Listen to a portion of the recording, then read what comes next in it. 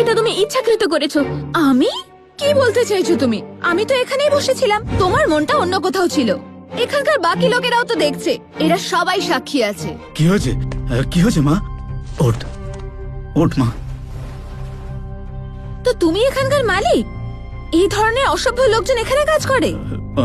Madam, আমাকে ক্ষমা করে দিন, সব আমারই দোষ। আচ্ছা, একটা কাজ করা যাক, আজকে আপনি এখানে যা কিছু অর্ডার করবেন আমি সবকিছু একেবারে ফ্রিতে দেবো। ফ্রি? তোমার কোনো ধারণা আছে আমার জুতোর দাম কত? তোমার রেস্টুরেন্ট বিক্রি করলে আমার জুতোর দাম উঠবে না। ম্যাডাম, একদম রাগ করবেন না, আমি আপনার জুতোটা পরিষ্কার করে দিচ্ছি। তুমি নিজেকে কি মনে করো? আমাকে ছোঁয়ার সাহস হলো কি করে? ডেজি, তোমার শত্রুতা আমার সাথে, অন্যদের মধ্যে টেনো না। কি চাওটা কি তুমি? এই না হলে কথা।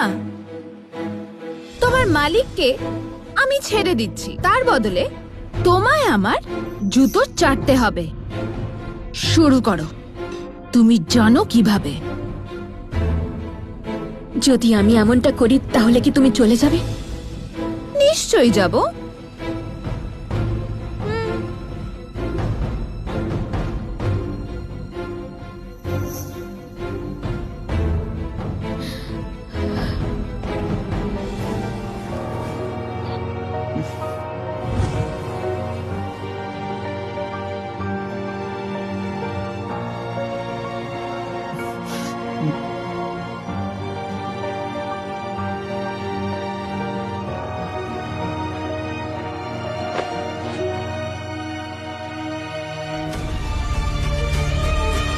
এবার তুমি চলে যাও এখান থেকে। কি বললে?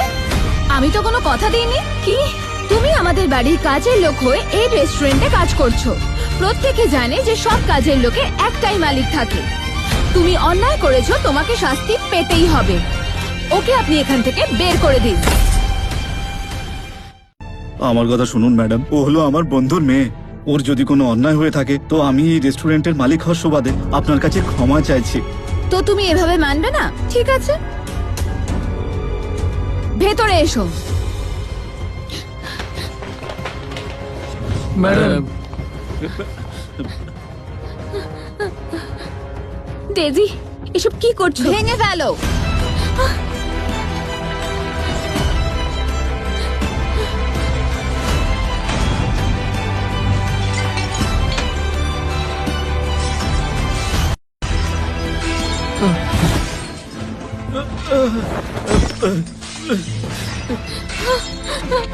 এই এই এই এসব কি করছো? হ্যাঁ, থামো থামো, এরকম করবেন না।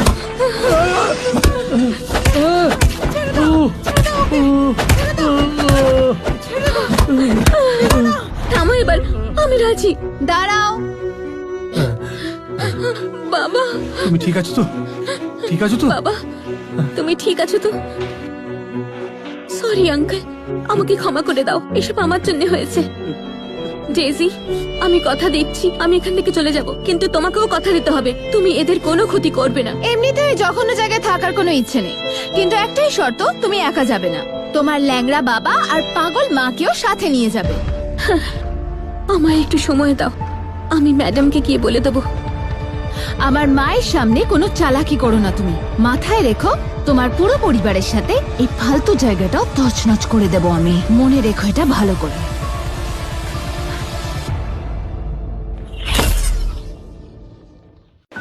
বুঝে গেছি।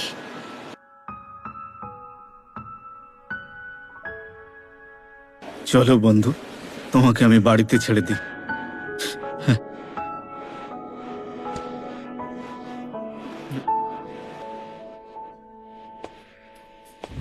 ম্যারি, তোমার কাছে 3 দিনের সময় আছে।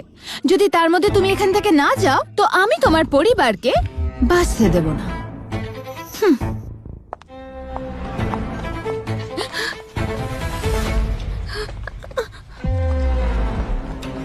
শয়তান, আমি তোকে মেরে ফেলবো। থামো থামো। মা, আমার মেয়েকে তুই মারবি? ওই মহিলাটা একেবারে পাগল। মা, ওকে এরকম করবেন না। মা, দাঁড়াও।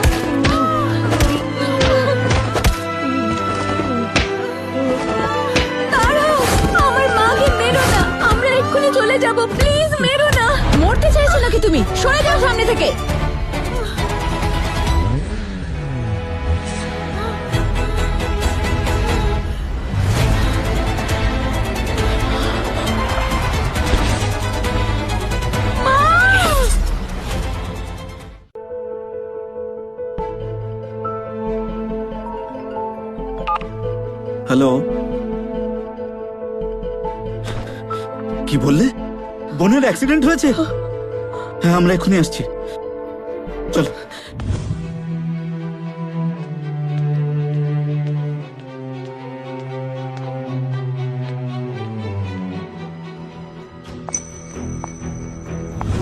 ওই পাগল মহিলার অবস্থা এখনো খারাপ।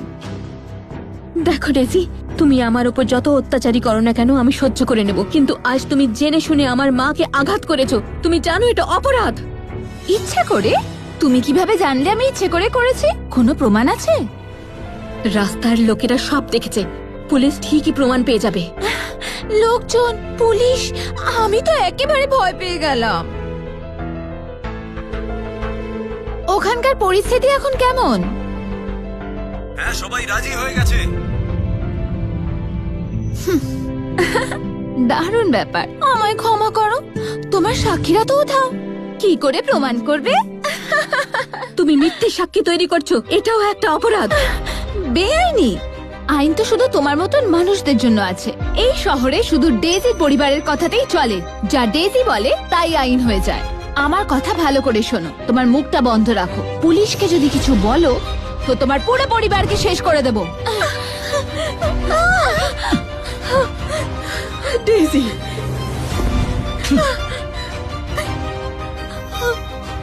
আমার বোনের গায়ে হাত তুললে তুই? মা, বোন, তুই ঠিক আছিস তো? দাদা, ডাক্তার বলেছে আমার কনফিউশন হয়েছে, তাই আমায় অবজারভেশনে থাকতে হবে। এই সব ওই ম্যাডির মায়ের কারসাজি। আমি শুনেছিলাম ওর জ্বর হয়েছে, তাই ওকে দেখতে গিয়েছিলাম, কিন্তু ওর পাগল মাকে উস্কানোতে উনি আমায় আক্রমণ করলেন। এখন ও আমার গায়ে হাত তুলেছে। এখন আমার মুখের দাগ যদি না ওঠে তাহলে কি এটা করব? মিথ্যে কথা, মা কিচ্ছু করেনি।